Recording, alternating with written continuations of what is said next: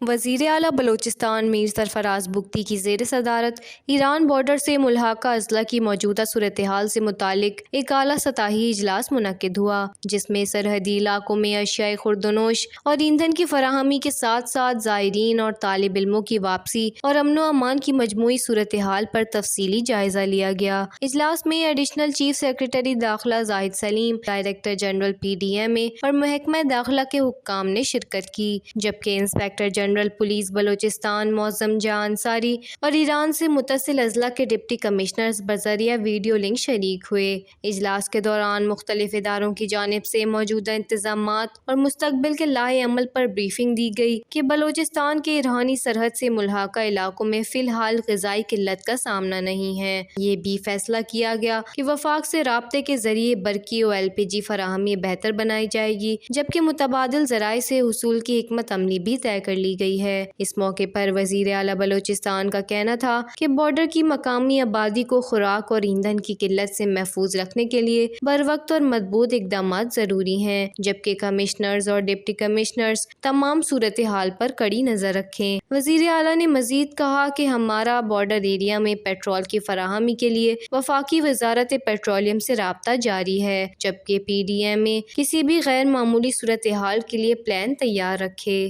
وش news, Quetta, Balochistan.